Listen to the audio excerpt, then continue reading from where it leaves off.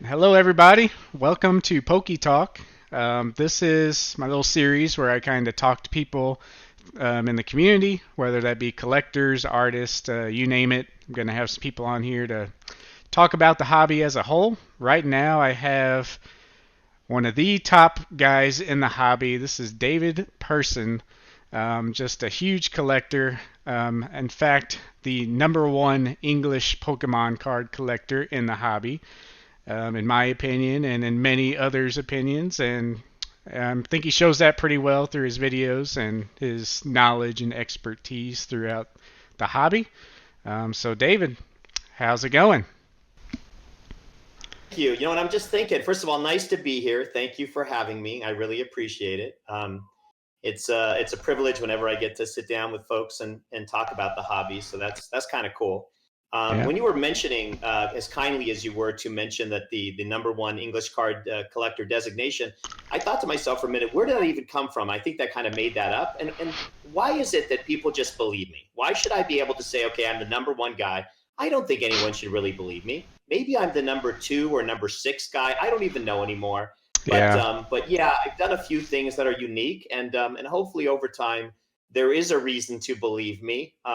And because of the comprehensiveness of my collection, so it's Yeah. kind of cool. It's kind of cool. Been a lifelong, or certainly hobby long, commitment and journey, and it's fun to kind of have it out of the background right now. Yeah, so I feel like, yeah, I guess since maybe just started making videos or a lot of people didn't get in since 2016, I could kind of see them thinking that. Um, I myself was kind of around in the old EX era. I was one who, of course, kind of got out of the hobby in the EX era, like most of us, but I got quickly back into it. So I've always heard you around on the forums. I don't know if you were ever on PokeGym or not, but I kind of heard, stories and knew who you were through other people, like, Charlie and all them kind of talking about it, and just kind of knew who you were. So I knew you were established and you were kind of the English guy. But but yeah, hopefully we can see that, and all these newer guys can come to realize that too. So.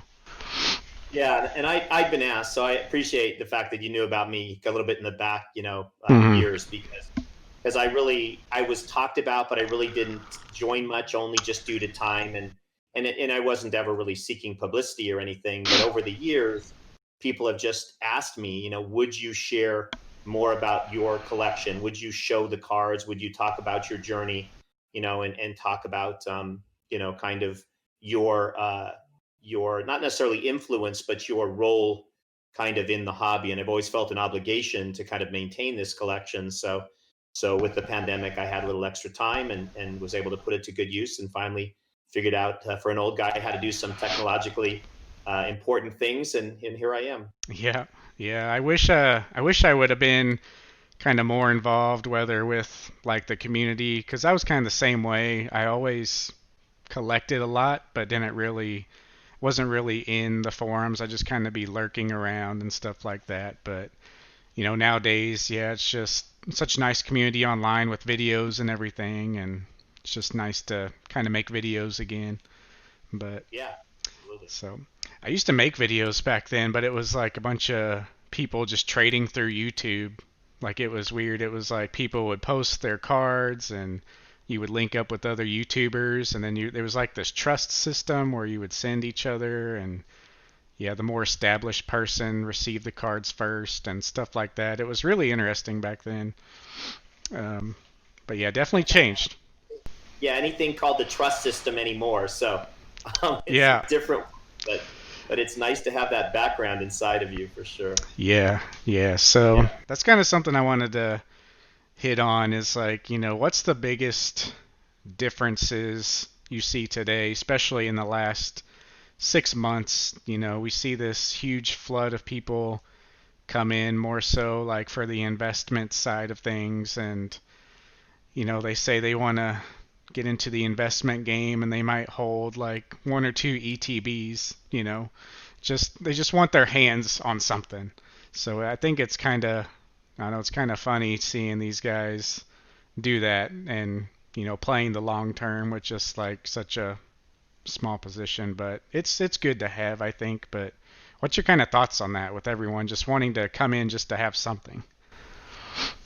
Yeah, I mean, the pandemic has created just a different environment, and it's allowed people to spend more time, kind of, I would say, almost within themselves, not as much in the outside world, whatever that means, but more in the inside kind of world, and that's inside themselves. And if you maybe had a collecting kind of mentality, it's been a chance to really kind of get yourself more engrossed in it. And yeah, the surge, because there's been some pretty neat sets that have come out recently and some pretty nice cards too. It kind of all coincided with this huge surge in demand. So, then what you've got is you've got this other piece of things. Folks like yourself that are doing videos and bringing more education and knowledge to the collecting and investing public as a whole. And so all of a sudden now you have a lot of influencers that are making a difference, and a lot of people saying, I can buy this, I can sell this, you should buy this, you should sell this kind of thing. So unfortunately, I think that I mean, like you say, it's a good and a bad thing. I mean, the good thing is the surge in demand is probably really good for the hobby. Hmm. The other thing is that the bad thing would be that the surge in demand has created a pricing circumstance, which is, I'm frustrated as a collector. So we've got Shining Fates coming out. I have no idea where I'm going to get Shining Fates and where I can get it for less than $100 an ETB and, Elite Trainer box. And that's ridiculous. Why, that I can't go to Target and buy a $40 or $50 box and Yeah. enjoy making my own set like I would want to. So that part, people come to me all the time and say they're very frustrated about that, and I understand that. I was thinking this morning, wouldn't it be interesting if Pokemon just stopped making 4 sets a year and made 2 or 3? Because Hmm. maybe all that production could go to cards that would make it more collectible for the average collector. But I suppose there's a part of Pokemon, they know what's going on. I'm not putting them down. They're a business. And they also know that the more demand that's created, the more that people want to keep getting into the next set and the next set. Yeah. But that part is frustrating a little bit, and then the part that makes me scared and sad for people is, like you say, the people that don't really know what they're buying. They might buy some collection boxes or an ETB or two, and hope that it's going to be a great investment, or think that it will be, and it may not ever turn out to be, because they could have put their money to better use had they been more educated, experienced, etc. Yeah. I think a lot of people are seeing those videos or seeing online like new products coming out, getting excited for something like Shining Fates, and they're just trying to, buy whatever's accessible right now instead of, yeah, like you said, put in more time to look at the older stuff or any WotC product or stuff like that. Um, which, I think that's still got a bright future ahead, but yeah, with these modern products, I don't know, it does kind of worry me. And I guess after this year, we'll kind of know more too. I think they're really ramping up their production for just trying to keep Shining Fates on the shelves at this point, when that comes out. But yeah, moving forward with the normal sets, I don't know, it's going to be kind of interesting to see. Um, My wife has been out more than I have during the pandemic just because of some underlying health issues and just trying to be safe. Um, but she's been at Target stores where there's been people lined up and literally almost fighting to try to find Hidden Fates reprints or whatever the hot set of the day was, Champions Path, and it's almost, we know of people that follow the distributors, drive around behind them trying to find out when they're going to put stuff in the stores. yeah, So I've seen that since 20, 25 years back in the sports card days. So it's definitely an evolving situation for sure. yeah. I'm a I'm right in the smack dab middle of Midwest and Mid Missouri. Is where I'm from. So we don't quite see the stalking feature as much, but yeah, every time you're in Target or whatnot, I mean, the entire card section, half of it's Pokemon, and it's bare bones, like nothing there. There might be a Rebel Clash ETB or something like that, kind of the least popular sets right before everything happened. They might be hanging around, but nothing new. But I don't know, it's crazy. Yeah, yeah, absolutely. So yeah, kind of going back a bit. I know you told the famous story of the late night eBay shopping and the E series sets that you purchased. So yeah, just kind of want to get like an overview, kind of what got you into it. I know that was kind of on a whim type situation. It seemed like. Were you automatically hooked after that, or were you just kind of? I know you mentioned you want to do like research and look at other sets, and then just thought you might as well collect them all. But what Yeah, what what purchase that's a like really great got you question. hooked? Yeah, yeah. I mean, I've done many a thing in my life on a whim. I don't want Yeah. to say I'm proud of it. So it's one of those things that you do something and then you kind of figure out how to recover later. Hmm. Um, so yeah, I did my late night shopping for no reason. I had not had exposure to Pokemon since really 99, 98, since it originally had come out when I was at the KB toy stores with my kids trying to buy them the initial theme decks or a few packs or whatever. And that was about it. And then got to 2004, bought the two sets late at night, and woke up the next morning feeling tremendously guilty. What had I done spending this $700 on these two sets? And then I started saying, well, I could just stop there. And I imagine I've mentioned before, I've got a collecting gene inside of me. Hmm. I'm a very reclusive person by nature, so I'm much more into myself than into the world. I'm into, I don't mean into myself, but I'm again very self-reflective, very, uh, not into partying or anything like that. So when I was a kid, that's what I sat and did. I rather than have all the friends, I had my cards, and I collected diligently and kept everything well put together and in sleeves and binder pages, and got the sets every year and ended up creating a business from that. So it's always been kind of a part of me, even if it's inside in the background. Hmm. So that next morning when I woke up, I came to a position where I thought, what am I going to do here? I've done a terrible thing, and I either can stop right there and maybe rectify it, or rectify it another way, try to find out what else is out there if I Hmm. wanted to buy other complete sets. And I happened to get lucky, right? I guess I was in the middle of an era where there was much less popularity, to say the least. Yeah. So there were people who were trying to sell their collections, sell their sets to get rid of things that they felt they didn't have interest anymore and would never be worth anything if they had originally put them together for investment purposes as Hmm. part of the process. I wasn't doing anything and really never have done anything primarily for investment purposes. I've done it for the collection.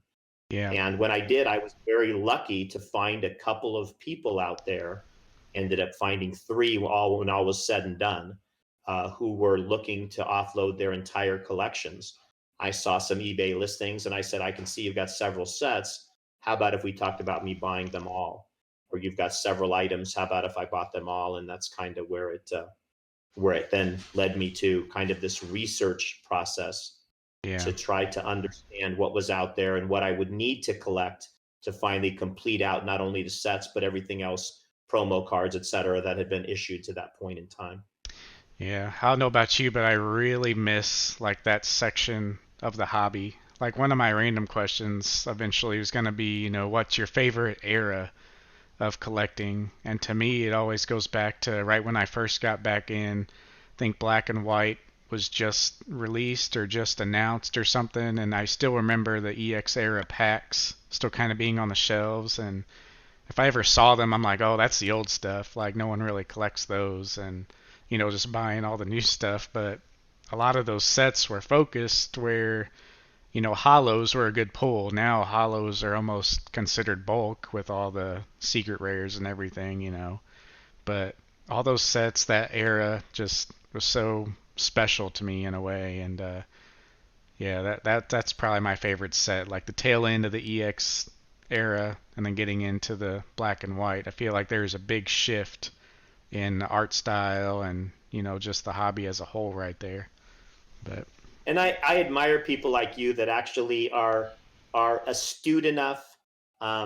They're intellectual enough. They're interested enough to find, determine, decipher the differences between all of those things. mhm. You know, I've never had the mentality to do that or the luxury of time. I've always just tried to keep things moving and keep acquiring cards and put them away. So people ask me all the time, what's your favorite set? What's your favorite card? And, until now, I feel like every day I get a little bit better handle. I'm moving in the right direction. but I've spent so much time just trying to acquire things for comprehensiveness. I've never spent the time enjoying. And I look at cards now and people think, the guy's crazy. He's got this collection and he's saying, what an amazing card. It was one of my videos recently that I pulled the first Charizard I'd ever pulled Yeah. because I'm not a pack opener. And after 25 years or whatever doing this, I'd never pulled a Charizard from anything because I don't even open packs. So I was really excited. Yeah. So all of you folks that have done that and been able to see the differences, I have a very much of a tinge of jealousy because I think it's really neat that you have an appreciation for those nuances and how things have changed over the years. Yeah. Well, with the collection your size, I mean, you almost have to be that hardcore focused to, catch up and then continue on with that. I remember you mentioned somewhere else, that it was, such hard work, obviously. No one's questioning that. But yeah, more of a job to put together the collection rather than enjoying it. And yeah, that's what you just touched on. So yeah, it's impressive what you got and the hard work shows. But yeah, it's just kind of interesting to see, I guess, two perspectives on that. But For sure. And I'm just curious, what do you yourself, are you a collector still? And if you are, what do you focus on and where are you now in your collecting? so yeah, I've always been WotC collector.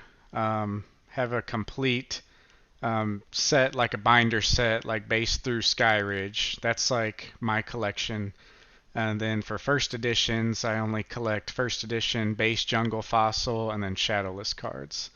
So that's my main focus. And then any Japanese exclusives like stuff like Scream promos or Poncho Pikachus. I don't know if you really messed with those a few years back, but anything kind of Japanese exclusive promos and stuff like that. But yeah, mostly just WotC focused and look at improving my PSA collection.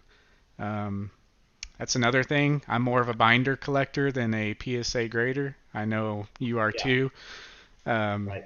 but yeah, I do have graded base jungle fossil first edition sets complete, and so if I ever want to focus on that stuff, I try to upgrade where I can, and then everything else is kind of a binder collection. So When you say something like Skyridge is in your collection, does that include the reverse hollows as well? so now that does not include my reverse hollows. I do not have master sets of them. So it's just for my binder collection, it's just the unlimited versions. I'm more of like just kind of one of each artwork. So I'll collect all the hollows and the full set, but not a master set or a reverse hollow set.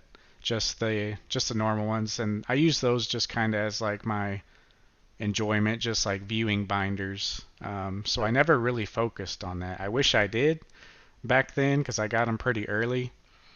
Um, I remember selling an extra complete expedition set, and I can't remember now, but it was probably like 150, $200 somewhere in that range, and you know, and I think that had most of the reverse hollows too. It was pretty early on, and I wish I would have just held on to that.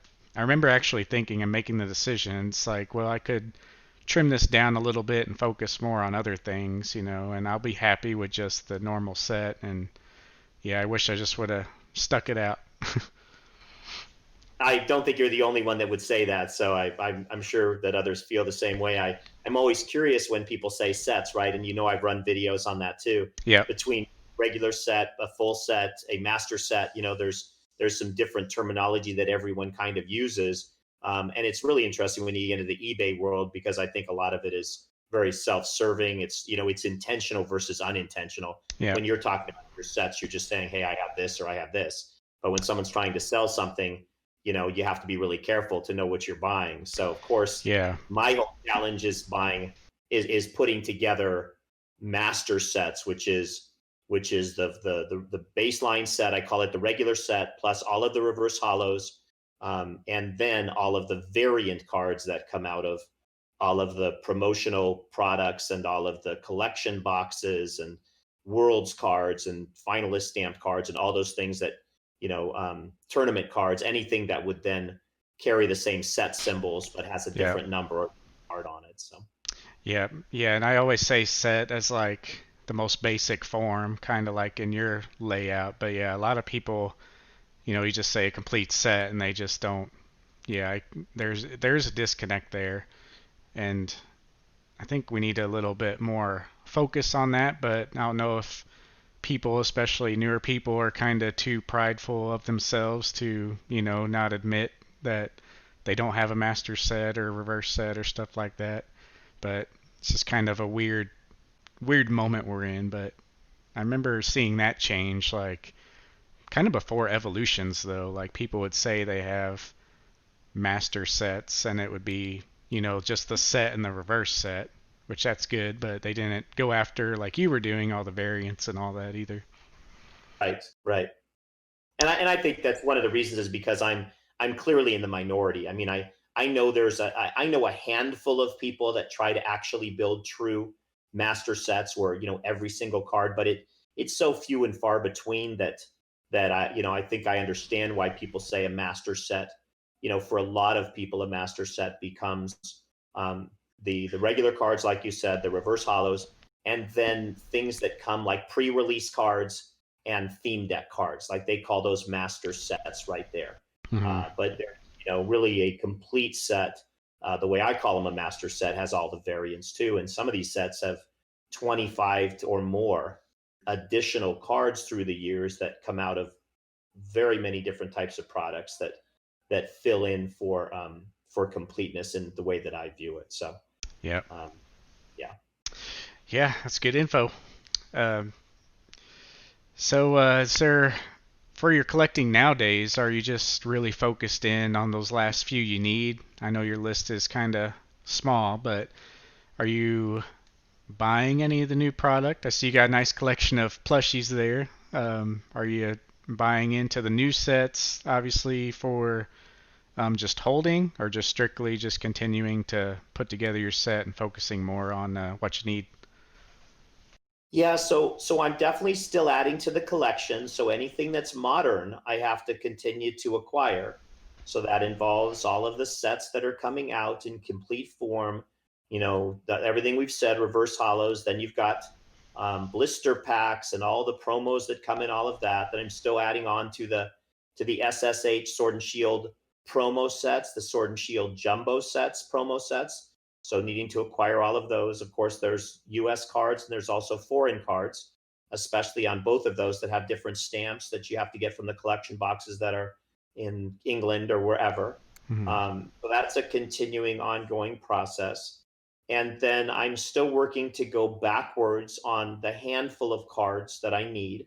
I've been very fortunate to have a great year and do a little bit of wheeling and dealing, some sort of, I call it 3-team type trades where you get one person selling one thing and somebody selling else. We all get it together. So, Yep. so I was able to build out a couple of very difficult holes that I had, which are the red fossil cards, for the third version of the fossil set, Mm-hmm. and also I was able to get the base set fourth print with the UK from the UK with the 99 2000 copyrights, all those hollows.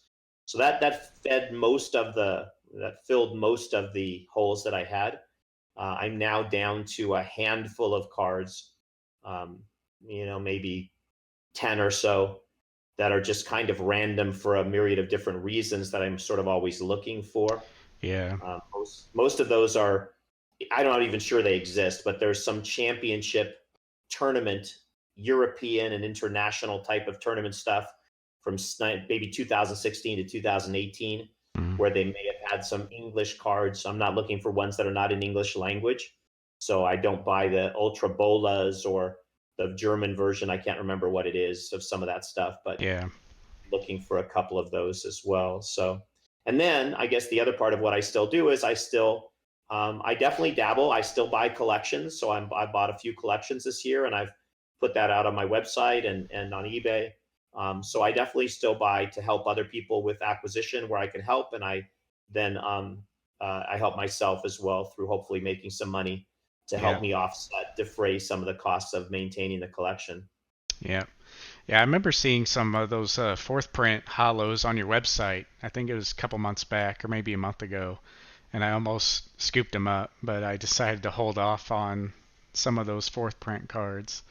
Um, I guess was that pretty hard? I feel like there's not a lot of people who know about the fourth print set, and I feel like they're out there semi available. You might have to wait on some of the hollows, especially, but I don't know. I feel like there's not too much interest in those. I guess because there's not much difference in the other versions, but I'm not quite sure what it is. I feel like those should be a little more.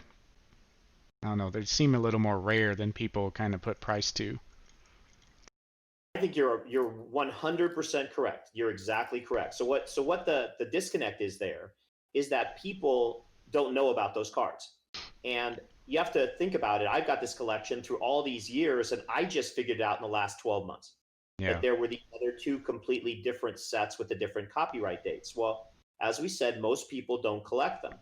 But as the hobby grows, more people want to collect them.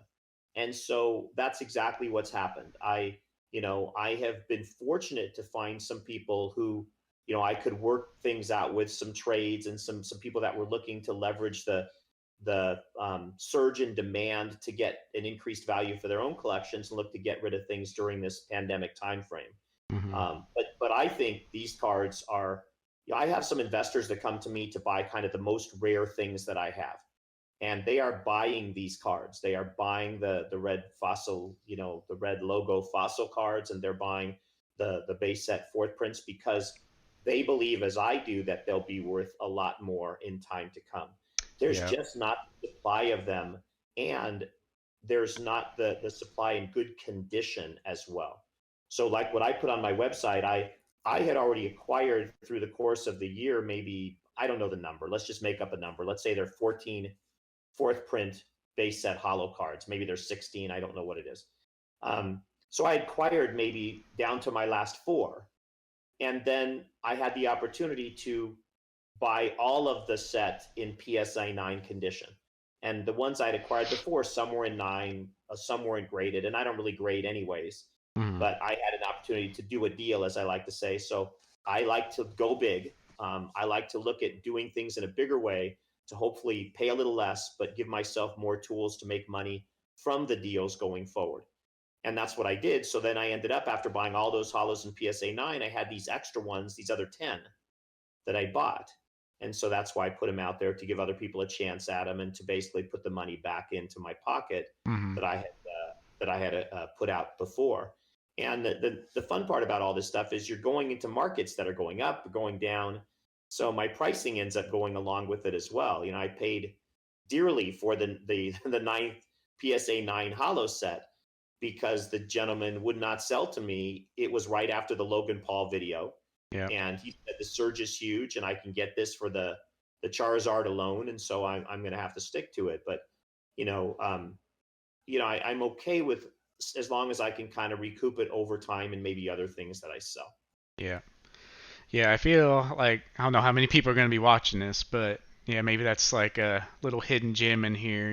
That red logo fossil, and then those, yeah, the fourth print base set. I feel like those two still have a lot to grow, like you said, and definitely seeing more interest in it. But yeah, it's just kind of slow going, but it's coming. You can feel it, and You don't see the boxes, which is the other most interesting thing. The mhm, the boxes are few and far between, and they escalate and continue to escalate by $25,000 at a time, in increments of that. So it's not like you really do see any real supply of this stuff. And the other part of it is the people that tend to handle these cards are some of the biggest collectors, or let me say sellers for sure, in the world. And they're very astute at maintaining values. mhm, They don't flood the market at any point. They do only graded cards, and they maintain prices or shift them automatically at certain intervals. So you end up in a situation where there's kind of an inherent increase going on all the time, mhm. even if people don't want to see it. It's kind of happening under the surface. Yeah. Yeah, I feel like a lot of those guys too who saw that and realized that, they were buying it at normal base prices, which has been dirt cheap for the longest time as far as, the hobby goes, especially pre 2016. And you either have those guys who realize that and we're buying them up and so they sit in their hands, or you have the people who don't realize it and it's sitting with their normal base set cards that aren't so good condition. So there's never really Right. a in between. So it is an interesting setup there. So Yeah. Yeah. I think you're right though. Definitely 100% two of the most rare sets when it's all said and done. I think you'll find out there will be those two sets. Yeah. So I think in the long run they'll do very, very well. yeah. Do you see anything like that throughout the EX era? I know in general, like EX boxes and anything EX era, kind of the dead zone of the hobby as far as collector interest goes. Do you see anything like that that hasn't really been capitalized on? I know a lot of people are just trying to scoop up most of the EX era sets, but what I'm noticing with a lot of people, even people who came in 2016, they just really don't know about the hobby really in the EX era or black and white era. And there's a lot of good sets in there, a lot of good boxes. Granted, in general, they're just rare, just as a baseline, especially the EX era sets. But do you see anything like that kind of breaking away from the rest? Unfortunately, one of the pitfalls of this 30,000 foot focus, looking down on with my collection is not having that detailed data that so many of folks like you really do. Yeah. And oh, that's the set with the Charizard that everybody wants, like Crystal Guardians or whatever comes to mind. Hmm. And so I think you need that piece of the data to really kind of put a good answer together for what you're asking. The only thing I would say is because, and like you say, a lot of it's keep has moved and continues to move. Even the stuff that I mean, I was looking at boxes and EX Dragon boxes never moved, and EX Hidden Legends boxes didn't move, but an EX Dragon Frontiers moved a lot or something, right? Yeah. So you have ones that just I could see just because of when I was trying to acquire them, they were so much more expensive, where you couldn't find them on eBay, but you could still find a dragon kind of thing. I'm just using an Yeah. example. But what I think will still be good over time, what I get so much interest in is one, the reverse hollows. Consistently, everybody's asking me, do you have reverse hollows? Can you get reverse hollows? Because, again, they were just so limited in the way that they came out in the packs, and they were disregarded to a large extent for people building sets that now want to go back and build. Hmm. And the other piece of that is, and the part that I understand now, but we'll see what happens in the future, is like sometimes I'll sell sets of just complete common cards, the non-hollow cards is what I should say. Yeah. Commons, uncommons, rares. And there isn't a great deal of interest in that, despite the fact that you can buy a set from those a set of those cards from those EX sets or that era for a few $100 maybe, Yeah. for every card in a near mint to mint condition pack fresh. And I think that's still very, very neat. It isn't as glossy and glamorous as the hollows and reverse hollows, but it is, like you say, a great binder filler to have a comprehensive, set that you can enjoy, and maybe along the way try to pick up some of those other ones that meet your fancy. Yeah. So I just look at that piece of it, how you break up the sets. I don't have a great feeling on the EX boxes themselves, because I've been known to say recently that I think we're missing a big piece of information. There's a hole in the information flow of that era, and it has Hmm. to do with this surge of the pandemic. Are there really as few boxes left as people think there are, or is everyone that has one not willing to put it out on the market at all because they're so afraid of losing money as these boxes continue to surge? Yeah. And you see more in first edition base boxes than you do of whatever the highest EX box would be, right? Hmm. Dragon Frontiers or Sky Ridge or whatever. You just don't see them anymore. Yeah. So I don't know. I don't know what the answer to that is. And I think we all are desperately wanting to know, but none of us really know. I think it is a little mix of both because I remember like even going back pre 2016, you just wouldn't see them available that much. But then, yeah, again, like are people really wanting to sell them? And you've run into that situation. But with social media nowadays, a lot of people are showing their stuff off, especially through Instagram and whatnot. But you do see kind of noticeably less of those boxes. But yeah, I do feel that too. I feel like we're just missing a lot, and no one wants to make that sale because then the next sale will just climb from there. Seemingly with all these other things, that's what's happening. They're waiting for someone to make that. Yeah, they're making Yeah. that mark, and then they're capitalizing on it. So it's kind of a weird And they feel situation. like they're going to miss out if somebody, if they make the mark and then somebody gets $5,000 more than them. Yeah. But it was a year ago, about a year or so ago, I went on a buying spree. Again, I have no idea why. There's no rhyme nor reason. I always tell, you'll hear me say over and over again, I let my mind direct me. I don't try to direct my mind. Mhm. So I just thought it might be a good time. I got into buying some boxes.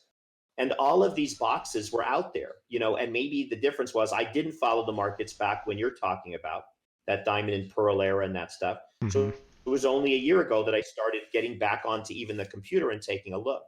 So I start seeing all these boxes, and there was 3 and 4 and 5 and 6 of all of them. And always, and it was just a matter of how prices were doing. And then you go through this surge after that when whatever happened. I think what I found out later was a few of us who were kind of doing it at the same time, some of the bigger folks, relative to the purchases. And it created this underlying surge that began before the pandemic. Mhm. Then the pandemic itself created surges. Then you have the social influences, all the box, the Leon Harts and the Pokey Revs and all these guys that are opening stuff, even more so people. So now the supply is disappearing, and then all of a sudden stuff just disappeared. Yeah. So and the prices when they came back of anything available, it wasn't a $3,000. I don't even know what a base box sells for right now, but I remember it was $3,000, Yeah. and I was sending them back to folks because they weren't mint condition.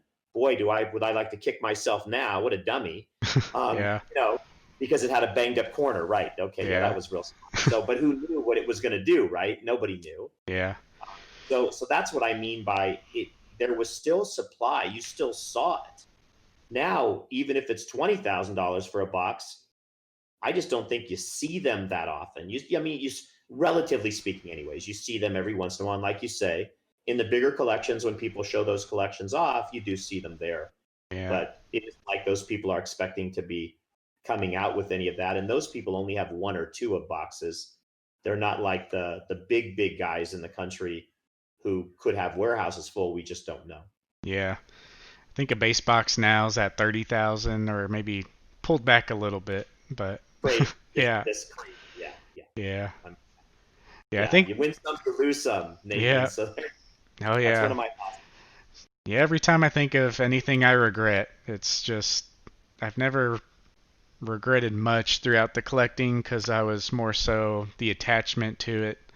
And yeah, getting back into it was more so like sentimental, like sitting down with my friend, opening a Legends Awakened box when it first came out and stuff like that. But yeah, all my regrets have been mostly tied to things I've sold, of course, which Yeah, everyone has. So yes, of course. yeah, I remember when I got back into that point, I was looking up all this stuff. Like, I wonder what a base set box is, and I remember seeing it for like 900 to 1,000. Like that's when I was getting back in. But yeah, I just wish I could go back. I think I said black and white earlier, but I meant diamond and pearl because like Yeah, that was the yeah, that was the golden age for me. Even though I was around WotC, like that's where I just dove right into it. And I miss those sets. Like I like all the secret rares and stuff nowadays and all that, but I just miss kind of the simplicity of it and whatnot. Having two chase cards rather than 30. yes, exactly. And I think what's interesting is I think there's so many people just like you. And it's why there's these periods where we don't see any demand, like it's all WotC, then it's Hmm. all EX or some combination, and nothing's going on with Diamond and Pearl. And then all of a sudden, boom, they're up $500 or $1,000 a box. And Mm-hmm. then you see it in black and white, or then you see it in heart gold, soul silver. So I think that as people go back and it resonates with their kind of reinitiating the collecting or whatever, it makes for this kind of surges and all this stuff because there is not the supply relative to the current level of demand. Yeah. So I'm shocked every day. I leave stuff on my website that I don't get a chance to check because I'm working full time and I'm doing the collection and I'm schooling my son and I've got the eBay business and my website. I'll just put some stuff out there. Then I come back and a box sells, and then I go see, okay, what did I sell for? $800. And I look on eBay and the lowest one is 1,200. I'm like, what happened? Yeah. Like, because this is what's going on is they just get scooped up. The next one goes up 50 or 100 and the next one goes up, et cetera, et cetera. So it's an Yeah. interesting phenomenon right now. Yeah. Kind of uncharted territory for sure. Yeah. Um, so yeah, that's kind of what I wanted to touch on with like the current or past markets. One other area I wanted to talk to you about is kind of the trophy cards and everything. I remember watching a little video. Your son Luke we were fortunate enough to see your son Luke show off some big cards in his collection with that Yeah. presentation. Um, so A, is he into all the collecting? And B, what's your thought on like trophies or when Worlds opens back up? Like, what do you think that atmosphere is going to look like? Yeah, those are great questions. And that was a fun time I had with him. Yeah. As I mentioned in the video, we had anticipated there was going to be a presentation alongside of what we were doing with his classwork, and it never materialized as a requirement. So we just kind of moved forward, and I thought it would be fun for him as a way of gaining confidence. He does have learning disabilities, and so we struggle with that on a daily basis. Hmm. So that, I will say Pokemon is not his first, second, or third love. But I do try to empower him and make him feel good that all of his friends at school say they have every single card. And I say, no, sweetheart, they can tell you whatever it is they want to, but trust me, they're not going to be able to catch up to what we've got hanging around the house. You'll be okay. Yeah. So that was more the underlying kind of You're like, wait. position of You're that like, wait. video. Did they But say they were collecting master sets or normal sets or what? yes, exactly. And of course, they have the pre-release Raichu and they have the trophy. Yeah, so yes, Yeah. fourth graders doing their thing. So we put it together and did it, and it was fun. And But no, he doesn't. He does not collect Pokemon cards. He would rather. He has fun with his Spider-Man and Marvel action figures, and he then has a lot of time spent on Fortnite. So that's his two large scale interests. Yeah. The other thing he does all day is school with me, and his interest there. I only mention it because it's really an interesting affliction. Is he has autism and ADHD, and the way that it manifests is in executive functioning. He has tremendous ability. We learn something, and if you've ever seen the movie Groundhog Day or 50 First Dates, it's as if he doesn't know it the next day. So, Ah. so this recall capability is what we struggle with. Why I'm working on it day by day, and it takes a lot of time. Yeah. As far as the trophy cards are an interesting entity unto themselves.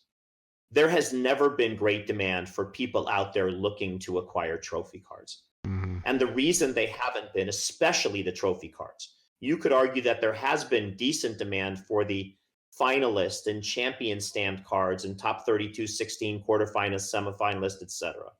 There's not been demand for the trophy cards because I have them all. Hmm. So, so I don't say that with arrogance. I say that as a fact. They have it. No one could go out there and collect them all. So if you're trying to build the collection, you're not going to own them all.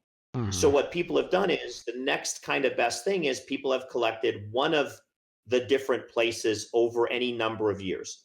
So I know few people, 3 or 4 people who have a first, second, third, and fourth place trophy card, not of a single year, but of many years that come together Hmm. as a 1 through 4.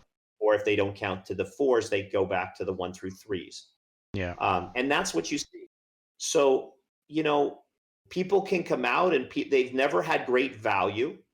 They've never, people put them out for $50,000 a graded one. They don't sell for that. They might sell for 5 or 10 or 50. If you really had to have one, you might, these days, maybe you would buy 15 or 20,000 for a first place one or something you could find. Yeah. So it's not there. There hasn't been a market. So the only trophy card I am missing is I'm missing the 2019 number 4. And there's a gentleman in Norway that has it. And I know he doesn't want to sell it. He's tested the market. He just put it out for 50,000 to see if I would bite. I'm not biting at 50,000. I'd rather not own it. I don't care. Yeah. But because the greed is a part of it, and I have no qualms about it. It's his card. He can sell it for whatever he wants. Mm-hmm. The highest he's been offered for the card is about $11,000. So there's a distinct gap between $11,000 and $50,000. And there's others that are out there. There's not only were there only 3, there was 6 now with the video game champions as well. Mm-hmm. So eventually they come up, eventually they come around. But I don't want to succumb to the greed even at my level. It's not worth it for me. So yes, I will go to Worlds when they open, and I will try to do my acquiring as I always do. I'm proud of the prices I have paid. I've never ever seen a card that I bought from someone that's actually on a public sale sold for more than what I paid them. Mm-hmm. So I'm proud to be able to say if I paid someone $5,000, you might think it's worth 10, but they've never been out there for 10 and they've never sold for the 50s. And there's lots of people that list their cards on purpose just to, by the way, these are not rumors, these are facts. People Mm-hmm. tell me. They'll list the 1 through 4 set. Somebody just listed it for $200,000, I think. But they weren't listing it to sell it. They were listing it to show that they owned it. Yeah. Somebody See a wanted lot to of pay that. 200,000, they would sell it, but that was not their intent. Was not to sell it. Yeah. Yeah, and as yeah, and I feel like there's, I mean, I say so many, but like you see the trophy set as a whole, like, each year being continued. Yeah, like you said, a lot of people just want one, two, three, four of different years, and I mean that in itself is a pretty insane achievement. So yeah, it's so good to have someone like you collecting the way you do as kind of like the gatekeeper of them, but not quite like, as far as not selling, but like having someone passionate, driven about their collection, and being proud about it. I mean that's most important, I think, for anything else. So. Yeah, I appreciate that. And you know what? Isn't it ironic, Nathan, that I kind of have the master set of the master sets, right? That's really Uh-huh. what it comes down to. Yeah. It's try to maintain the variance of all of these things. So it is every trophy card through every single year. It is Mhm. every champion finalist card all the way through all the years. And it's just part of who I am. Those holes, they bother me a lot. Having a hole, I've always said I felt an obligation to the hobby that folks know that Uncle Dave has the collection. So he better have it. He better do the work to get it. Mhm. And that's what it's always been, which is just dumb. It sounds dumb. It's stupid, but it's my caring. It's the fact that I care about what people think. That means a lot to me. I probably this day and age should not, but it's always been a part of the DNA. Yeah. So it's hard even with a card like the one in Norway, the 2019 number 4. But I always say to the gentleman, I don't really even want to ever buy that card from you until you want to really sell it. Mhm. Because he says, I don't really want to sell it. I'm just kind of testing the market. And I said, then I don't ever want to be the one that bought it. And then you're angry that you sold it, right? Yeah. Whereas if you look at some of the videos I've done with some of the previous champions and talking to them, they were ecstatic and are still ecstatic they sold their cards to me. So I want to do deals that make people feel good and empowered, and it's a win-win. We both are happy with the price that's been paid, because that way I sleep better at night and feel good about that they had some dollars for a piece of cardboard that might really do them some good in their life, not Yeah. just in sitting in a box somewhere. Yeah, and that's like it's really good that you operate that way. I think Gary is kind of true to that too. And it kind of shows in his price point. They're not selling at 50,000, but he's come up in his mind where that'd be okay to let it go, but you really want them to, yeah, be proud of it and keep it and not have money be a factor, But unfortunately, it's kind of a factor in most things nowadays. But um, yeah, that's good that have the true collector essence and the sentimental value in the end. And the hobby has room for both, right, Nathan? I mean, when Mm-hmm. you talk about it, it really does. There are so many people that are collectors. There are so many people that are investors. There's so many people that do a little bit of both. There's flippers, that kind of buy and sell immediately. So I'm all for everybody doing whatever it is you want to do. I'm just not for people trying to pressure other people to do things that they do not want to do. Yeah. I love when people come to me and they say, David, I just want a reasonable price for my collection. Because I always say you can go put it out on eBay and you can maximize every card if you want to do the work and deal with the returns and deal with the complaints, whatever it is. If Yeah. you and wait 3 years to get the money, sure. But as long as we have a meeting of the minds somewhere along the way, then it comes out with a wonderful deal for almost all the time for everyone I'm dealing with, and I'm always ecstatic for that.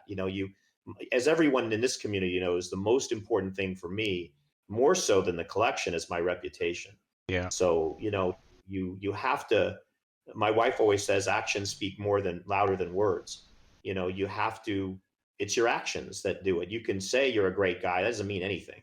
Yeah. It's what you show to people and what you do in the actual things you're doing with them that ends up creating what your reputation automatically becomes. So that's important for anyone listening. Take your time to evaluate the things you're doing because you don't want to burn any bridges along the way. Yeah, and it'll go a long way too. Um, might not get you the most followers, making the most, rather than making more controversial videos and whatnot, but in the long run, it'll get you farther than any of all that. So that's definitely Yeah. what's worth it. So yeah, well, kind of the last thing, I don't know if you heard about last week the Proto Blastoise selling through CGC. Were you too familiar with that about last week? Um, So I do think I know about this whole situation now. Now, just refresh me. There's two different things people have made me aware of in the last 3 or 4 months, uh-huh. and one was the card that nobody would grade that CGC graded, and that was, and actually this could apply to both of them. I think one was a card that had a magic back on it, and Mm-hmm. then there was another card that maybe was a Charizard or something that was a non-hollow that was supposed to, never anybody thought it existed or something like that. So is this the magic back Blastoise you're talking about? So it's kind of in that realm, I believe. Let me look up. I think this one actually had a blank back as a white back. But it Okay. was it was the CD promo artwork Blastoise with the Galaxy Hollow, I believe, or the Hollow from base set. That was kind of seen as like a prototype. But yeah, see, the long story is, it's one of those cards. I know the Pre-Release Raichu kind of falls in that area where no one would grade it for the longest time. Every big collector who doesn't have it thinks it doesn't exist, or that it shouldn't exist. But yeah, CGC picked it up, they graded it, and it sold in the $300,000 range. Um, I think a week or 2 weeks ago. So what are your thoughts on like company like CGC? They're an emerging company. I think they got their own spot in the market for it. But what are your thoughts on kind of these one-off or obscure cards that a company has kind of taken in under their blanket to finally acknowledge or grade? Like, what do you think that means for the kind of the niche type cards like that? Yeah, I mean, obviously, I have a legal background, so the first thing Mm-hmm. that comes to mind when you say that is the concept of it's a, the old adage, it's a slippery slope. Yeah. So when you start rolling down that hill, how many other things are going to come rolling down that hill? How far do you go rolling down that hill? So I'm not a judgmental person. It's not my nature. I'm Mm-hmm. not confrontational. I'm not judgmental. I'm a big believer that people should be able to do what they want to do with their stuff. If CGC chooses as a business decision to acknowledge these cards, more power to them. I know that there's a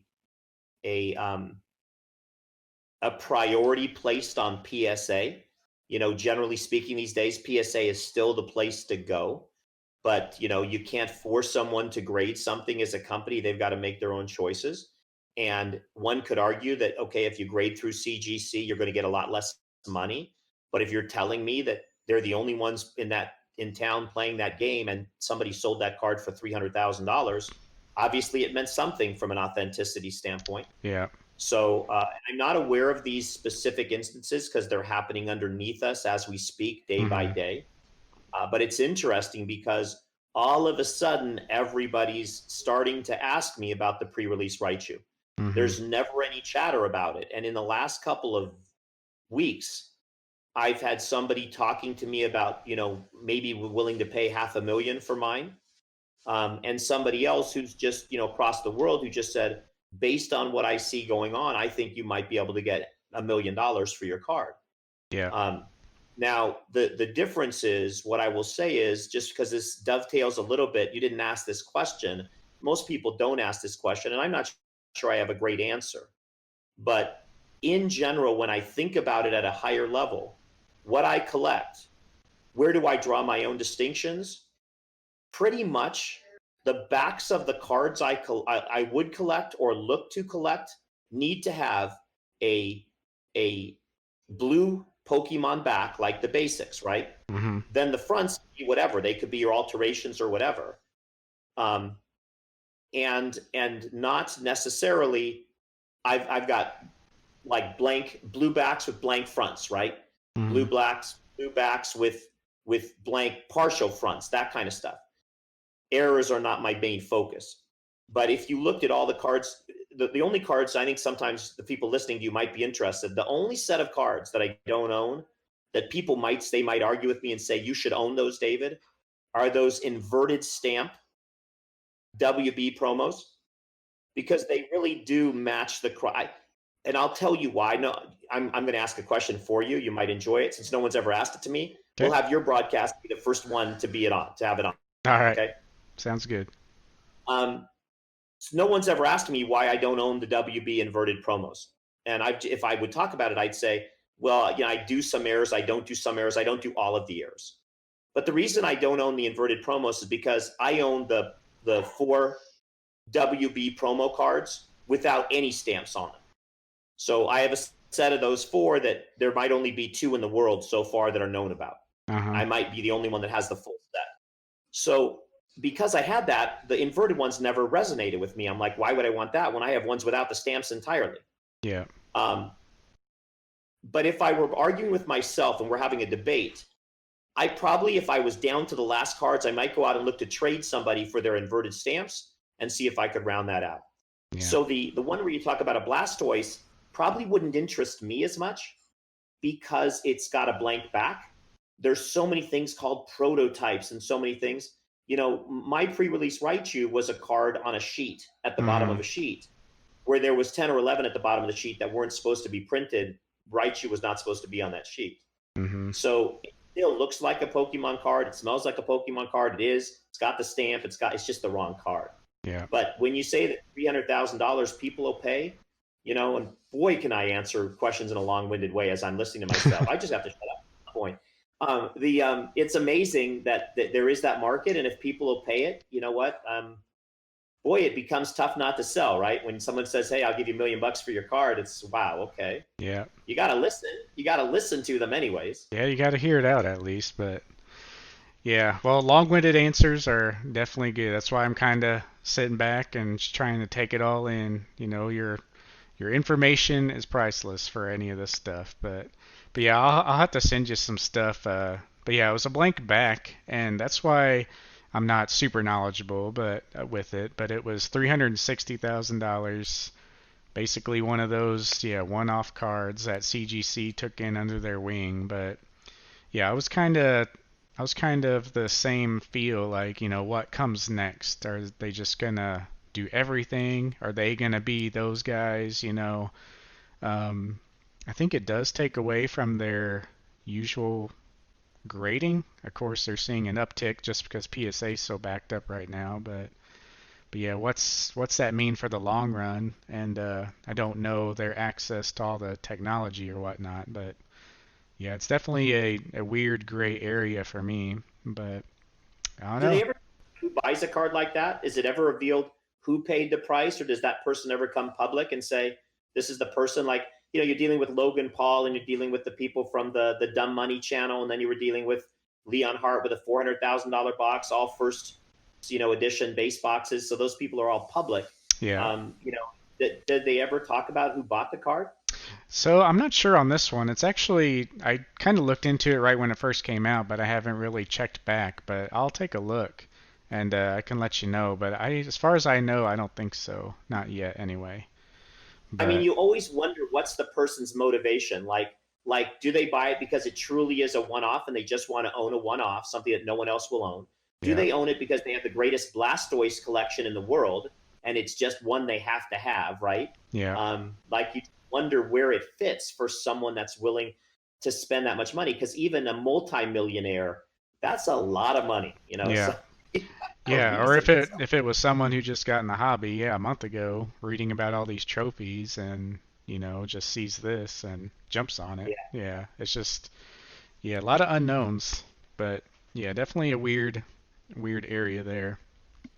But well, I think we've been going like an hour. It kind of went by fast. I'm sure you got other stuff to do and other obligations, but is there anything you wanted to touch on as far as your videos or your website? And by the way, anyone, all these links will be below, but if you are looking for truly mint cards, Dave Person's where it's at. Anything on his website, he understands the condition, he's been around, and if you're looking for near mint stuff on his site, if it says near mint, it's good stuff.